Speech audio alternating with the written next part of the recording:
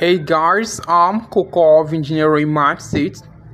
Et voilà, aujourd'hui je vais vous montrer la façon simple et facile de convertir un fichier PDF en Word.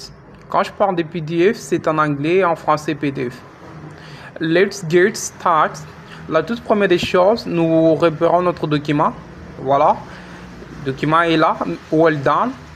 Nous l'ouvrons d'abord pour nous assurer que c'est un fichier qui s'ouvre, c'est-à-dire ouvrable. Et nous défilons pour voir le nombre de pages et nous sûr et certain que c'est 102 pages. Et voilà, nous essayons un peu de zoomer.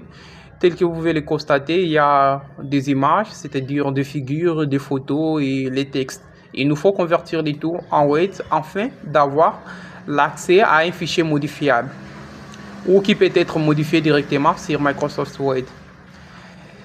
Et voilà, vous appuyez sur Open With. Open With c'est en anglais et vous l'ouvrez avec Word. Assurez-vous que votre version Word doit être une version récente. Et voilà, c'est-à-dire même à partir de 2013, 16, ainsi de suite. Il ne faut pas prendre des versions comme 2007 et 10 qui sont des versions un peu archaïques. Et avec ces versions, c'est un petit peu difficile de les convertir.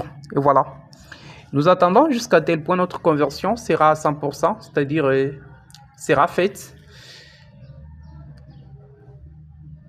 Et voilà, c'est fait. Tel que vous pouvez le voir, il y a la page de garde. Même petit peu ça y a bougé, c'est-à-dire notre mise en forme n'est pas telle qu'elle était. Et c'est à nous de revoir la mise en forme, c'est-à-dire nous essayons un peu de refaire la mise en forme un petit peu pour avoir une mise en forme voulue ou soit une bonne mise en forme telle que c'était. Et en défilant, ouais, les images sont toujours exactes. Il y a des images, les écrits, voire même la tête de l'écriture qui restait toujours la même.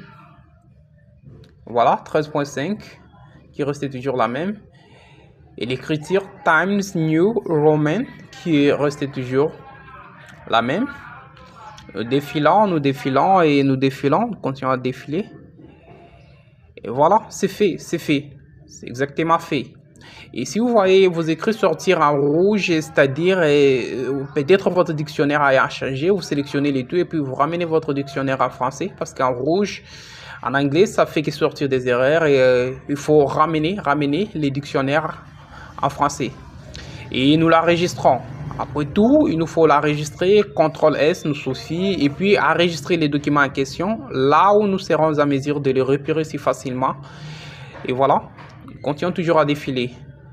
N'oubliez pas de vous abonner et enfin, de ne pas rater l'une de nos formations parce que nous avons une série de formations en anglais, électricité, bâtiment industriel, ainsi qu'informatique bureautique telle qu'on est en train de les faire. Et voilà, n'oubliez pas vraiment de vous abonner pour ne pas rater l'une de nos formations.